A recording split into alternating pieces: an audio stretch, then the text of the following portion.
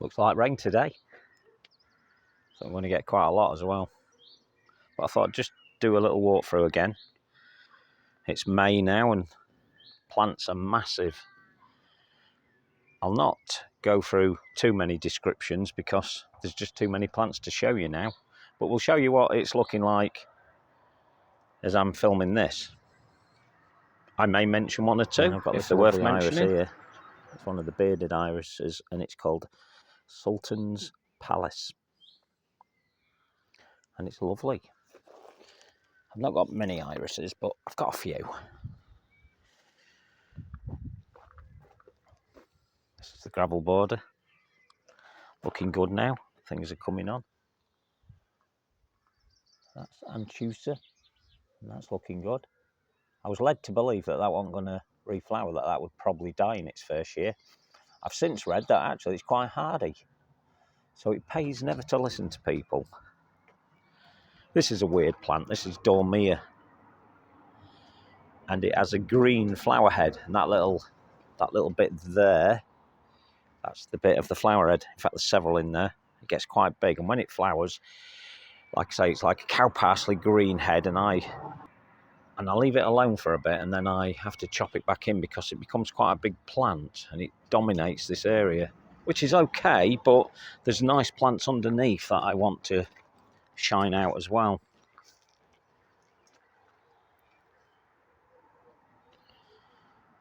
Some lovely stuff here. It's really coming on nicely now.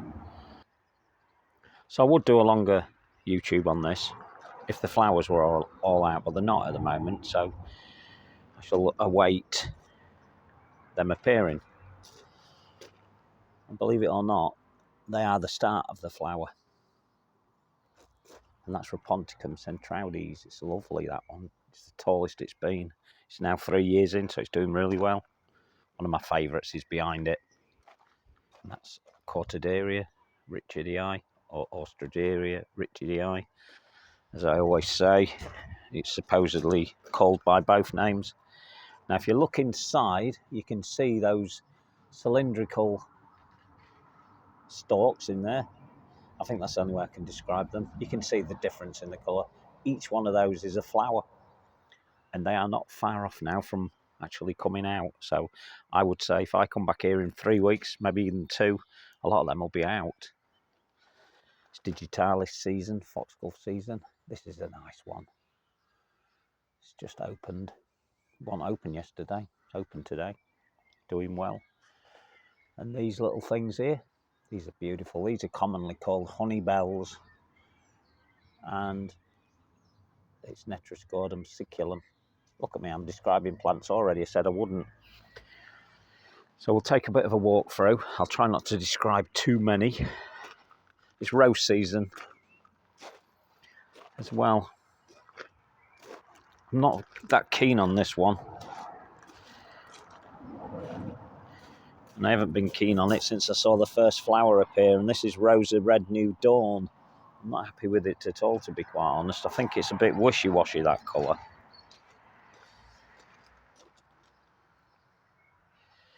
So this is the new area that I recently uploaded a video on.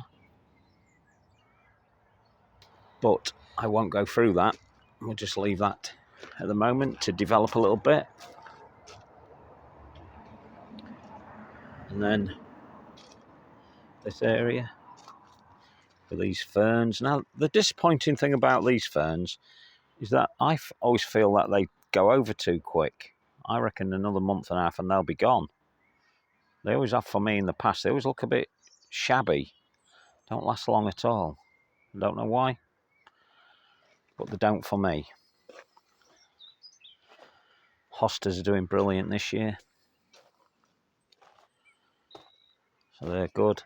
This is a bit messy, this area, because I've been doing a little bit of work around here. This is Kathy's harbour seat that I built for her last year. It's looking great. That ace is looking fantastic. I do really like that one. I can see it's suffering a little bit on the bottom leaves. Not sure why that is. That could be too much water. I haven't watered it, but we've had a lot of rain. Okay, this is the half shady border. and I've just felt 1 or 2 raindrops, so maybe we won't make a full walk through. Who knows? This is a nice colour. I think that's a lilac. I just love foxgloves.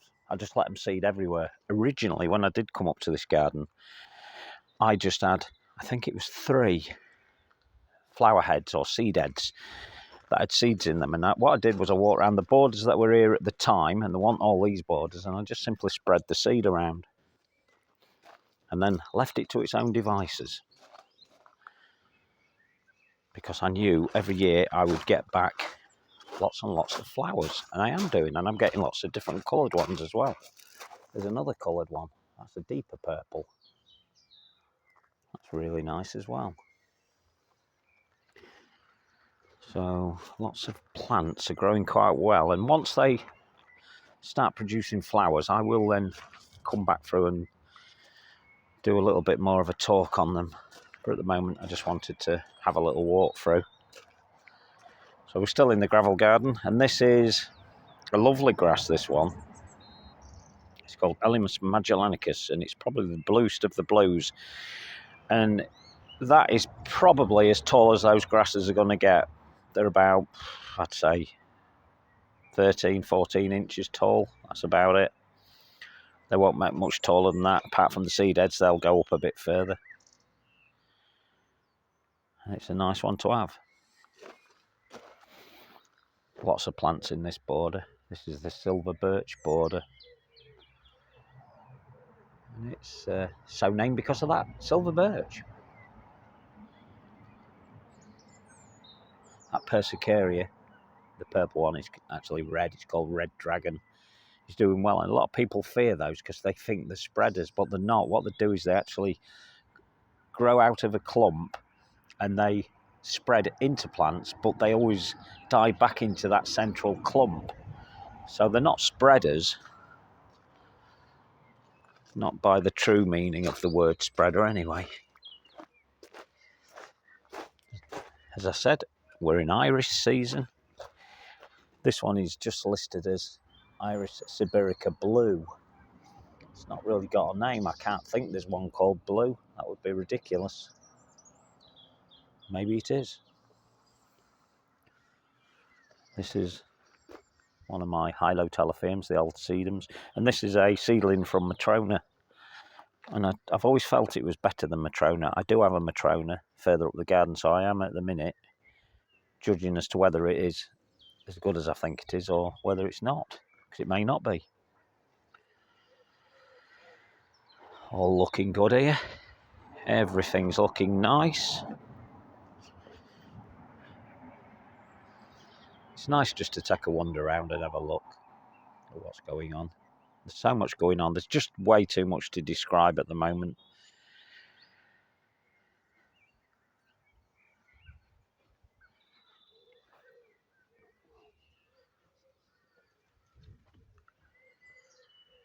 Allium season as well.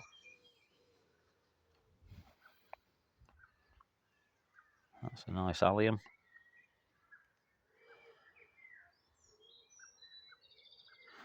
With lots going on, really. Lots and lots going on. It's doing really well. It's definitely going to rain. I keep feeling drops of rain. And I was hoping to come out into the garden. But to be quite honest, I've done most of the work. So I think I'm entitled to sit around a little bit.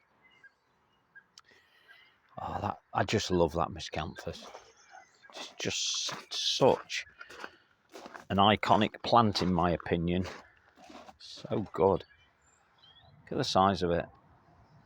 What is it now? 7, 8 foot, 8 or 9 foot now. We're on in May. It's nice. That's a nice little shrub. And that's called Cotinus Young Lady, and it's about to flower, commonly called the smoke bush. And that's more obvious with the larger varieties. And this one's only a miniature variety. At the moment, that's only, what's that? 1.5 foot. Yep, there's Amish coming round. He's obviously knows something's around here.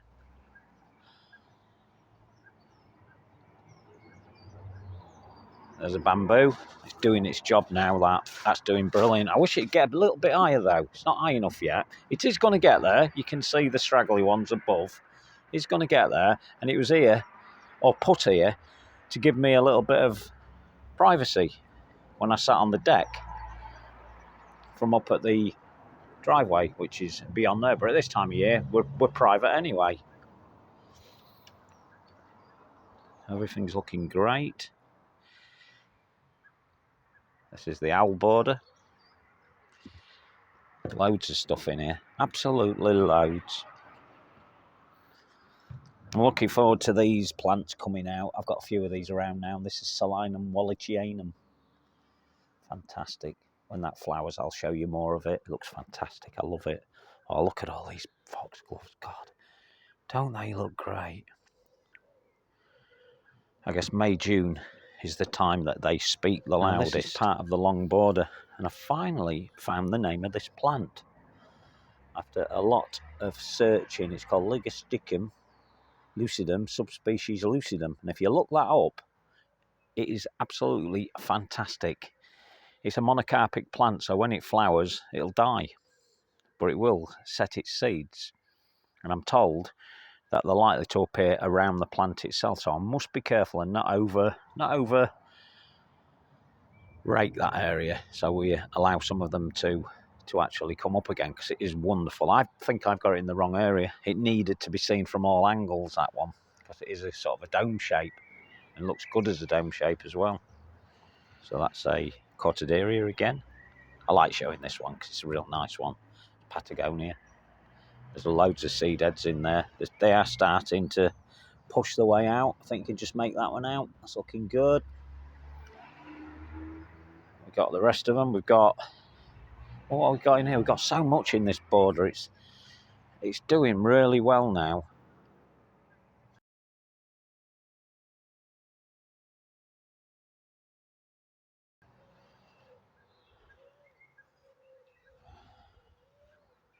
And obviously a lot of people will be attracted to this.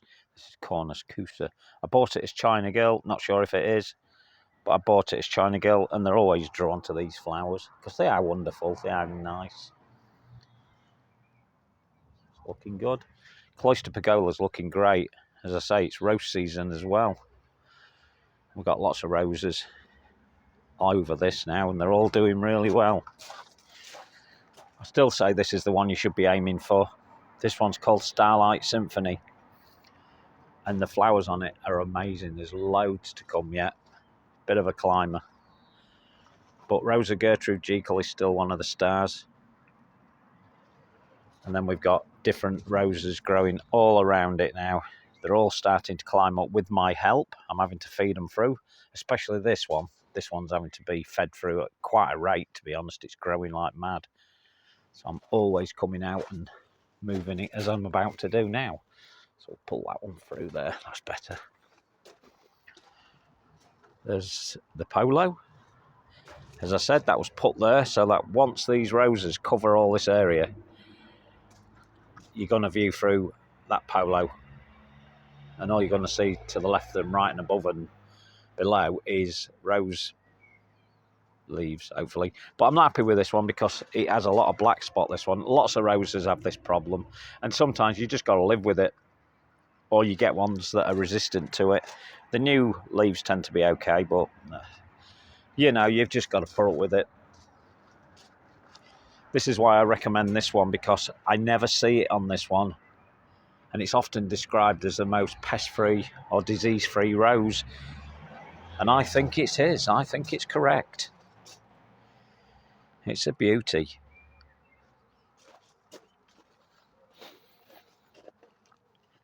Here's an hydrangea.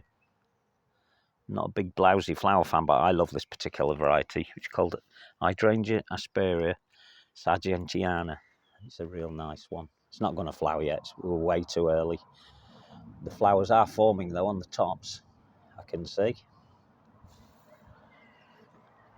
Strantia looks like it's already starting to produce some seeds. I'm very careful with the Strantias, and I tend to remove a lot of the seeds because I don't want them everywhere, because they're very promiscuous and they will go all over the place. Another thing I have to be mindful of is all this. So I'll show you this now. Look, this is ordinary grass. So to the untrained eye, you wouldn't notice that, but I've spotted it yesterday. I dragged loads of it out yesterday, but you can see, look. So I've got a couch grass problem in this garden. Well, in this particular area, I definitely have. And I have to pull it when I see it. And it's not always obvious because I'm doing so many other jobs that I can't always get back to get them. There you go. Look at that. More of it. Just got to keep your eye on it. It's looking quite nice here now. That grass is looking good. And then the silver birch there, which is Utilis, Jack Montii. I cleaned it up the other day. It looks fantastic now.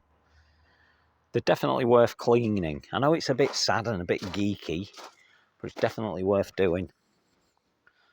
We'll go over to the boardwalk border. As you can see from the dip pools there, it's raining. I'm going to carry on. I knew this rain was coming. It's set to get worse later, to be honest. They're talking about thunderstorms. I love a good thunderstorm. I think everybody loves a good thunderstorm. Some of the grasses are doing well.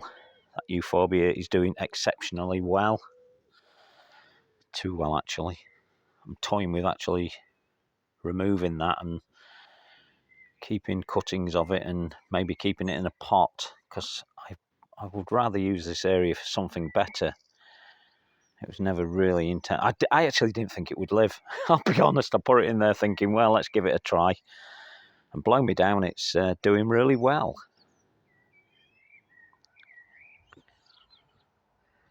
That pink one down there, that's Persicaria bistorta. That's nice. Lots of people have that one. I like it. It's quite an early flower for me. Quite like it. Grass is looking good in there. That's a Carl Forster setting seed already. I think that's the first one I've spotted that's sending up its seeds. So it's doing well. We've got a nice Astilbe here. This is Purple Hands. Oh, it's producing its flower now already. There we are, look. Starting to send it up. So that's really nice. It's Astilbe chinensis Purple Hands, and it's a beauty. It really is a beauty. The whole border looks so fresh. So if you've got Euphorbia wolfenii, the bigger types, or Caracias, it's time to start cutting the seed heads back if you don't want them all over. And it's easy to spot the dying ones, so you know they've already gone over and possibly set seed already, so maybe a bit too late. But I'm not bothered because I'm always looking for nice cultivars, see if I can spot a good seedling. This is just an ordinary type, just a selected seedling. Selected because it was bluer than the other three that I took at the time. But it's getting possibly towards the end of its good life, and it'll not be too long before I will have to remove that because it'll just be past its best. And in comparison to my own Malachi, which just never stops looking good, I think the other one is a bit shoddy. This one here is wonderful. Again, refusing to flower. All of those taller ones should be flowers, but they're not. They are what they are. Cirsium's looking good. Then this Miscanthus. This one's Jubilaris. It's fantastic. It has these longitudinal, it's hard to say that word, longitudinal stripes down it. So they go that way, as opposed to the zebra grasses, which go across. So they're cross-banded, and these aren't. And each one of these produces really a different stripe. Each leaf has its own unique identity. One thing you have to watch for in Jubilaris is that you will get some reversions, and they're not always easy to spot, but there's a couple back in there that are totally green. I will go through this in another month and remove some. I've learned from experience not to take them early on, because sometimes those ones do actually start turning into a nice one. And sometimes we can be a bit too quick. But you can usually tell which ones are not going to do it, and I suspect that one isn't going to do it either. That's going to stay green. So you remove them, because it's just like variegations. When they start reverting, you need to get them out. take them out and stop them reverting the whole plant, or you'll end up with just a giganteus type, and they're just bog standard green.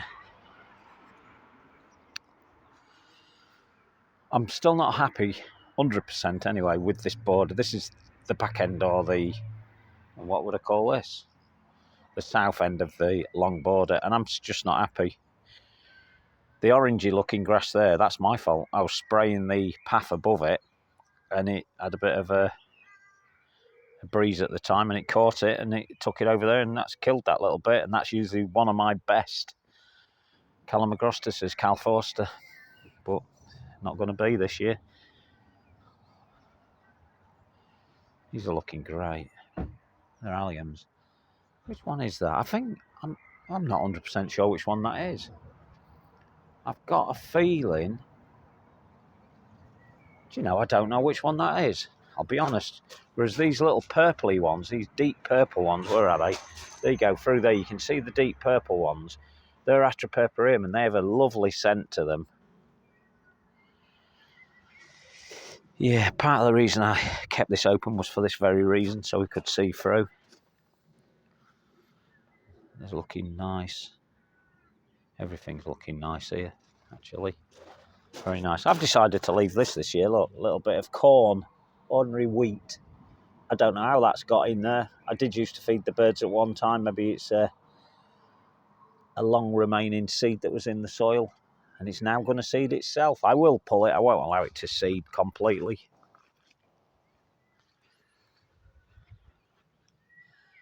That border looks fantastic. Got to admit, that rheum really does set it off. It's fantastic. And I was never expecting this to do as well as it's done. It's 4.5 foot tall now, that, and it's actually coming out onto the path, which I don't mind at all. I can remove the leaves should I need to, but they're not spiky, these, so we can walk past them without any damage to ourselves. This is Globemaster, this allium, and it's one that lasts quite a long time. They've been in there about 4 years now. I don't think they're doing as well as they were. I don't know why.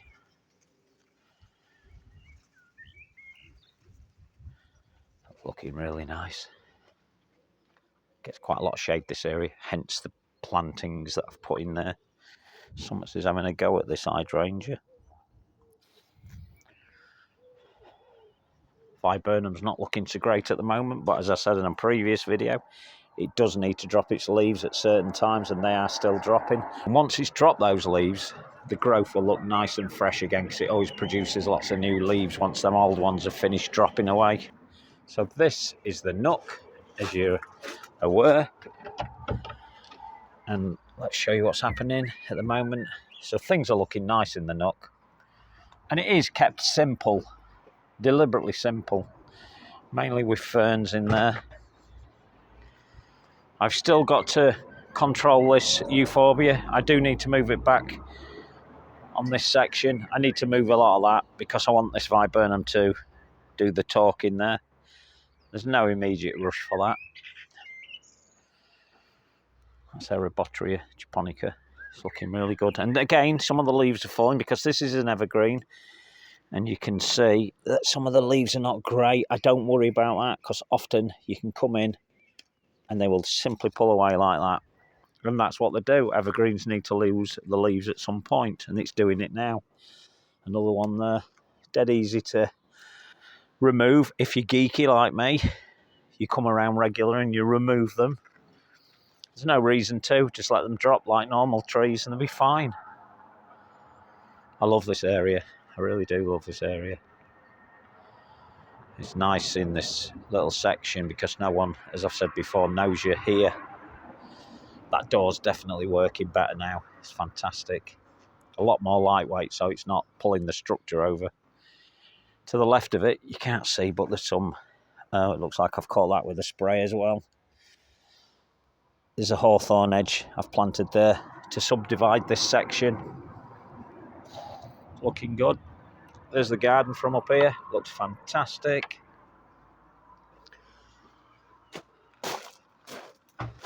So we'll go for a wander this way and we'll go to the bottom end, see what's going on down there. It's all looking great.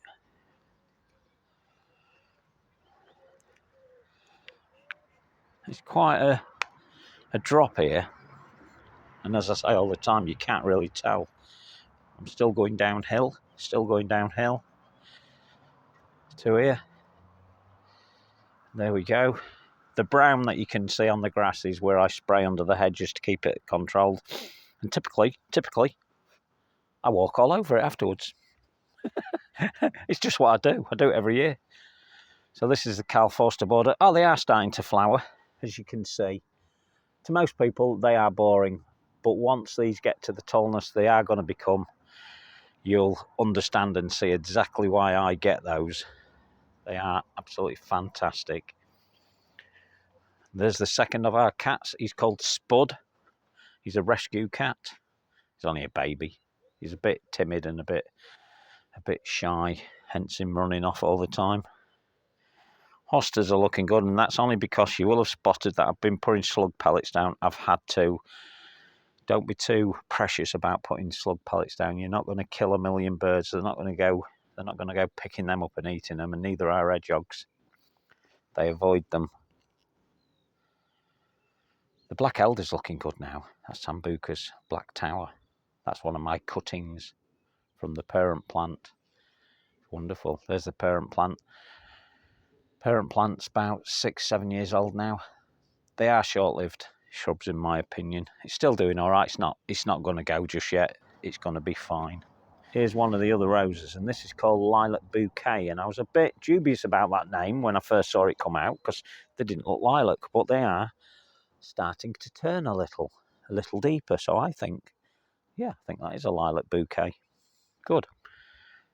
I was starting to worry about that. Then if we go back up to the polo, there you go. We're looking through to the other side of the polo.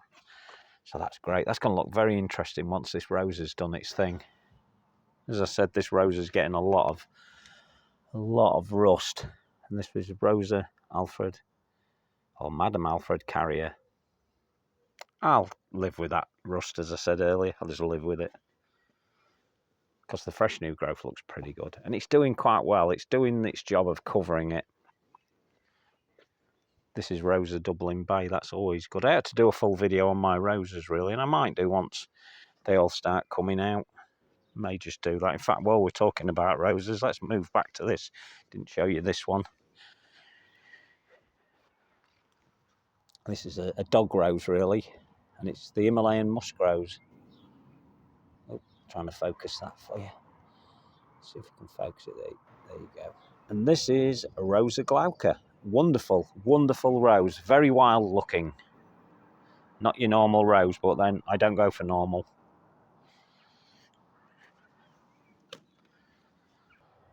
So it's all looking good. And this is a Persicaria. And that's Persicaria polymorpha. Quite a big plant, but I love it. Just love the size of the leaves. I like the flower. The only thing about the flower is it can smell like fox pea. But that's okay. I don't mind that smell. If you've never smelled fox pea, you won't know where it is. So get yourself one of them and you'll soon learn what fox pea smells like. There's the dovecote, looking nice, settling in nice as well, looking good. Can't wait for that to sort of tone down a little bit, which it will. This ivy will soon take over on this pole. Get rid of that. Well, it's not an ugly pole, but it'll look better with ivy wrapped around it. And that's Buttercup. That'll do really well around there. I've been messing about with this area, and this is the orchard border. And there's a couple of borders, really. There's one here on the right, and that is really just starting to get going because I'm messing around with that. So we'll not really look at that in any depth, but I'm still messing about with that one. It will grow over time. It was just meant to be a bit of a wild area originally, and I probably will keep it as a wild area because you've got some plants in there that are more wild than the normal ones. So we'll not describe that too much. But this one here, I've been working on because what I want is I want some of my miscanthus plants to get in the ground. When you get them in the pots, they're all right in pots, but they're better in the ground. So I've put more miscanthus in here, and this is one of them. And to be honest with you, I'll need to do this video again once we get a bit later in the season, just to show you the differences. And it's one of the reasons why I wanted to put them in this border, so we can see the differences in different types. And although that doesn't look very good at the minute, it will do. And it's quite an older variety, really, this one. It's called Nishidake. Miscanthus sinensis Nishidake. And it's going to be wonderful. While we're here, we might as well mention this. It's another Sorbus, and this one's called Eastern Promise. Only makes a small tree, but it's very nice. I put it here so that, again, I can do my usual cut it away from the walking path or from the path itself and create almost a tunnel going over. And it's not going to get very big anyway, so I don't think there'll be a lot of cutting to do.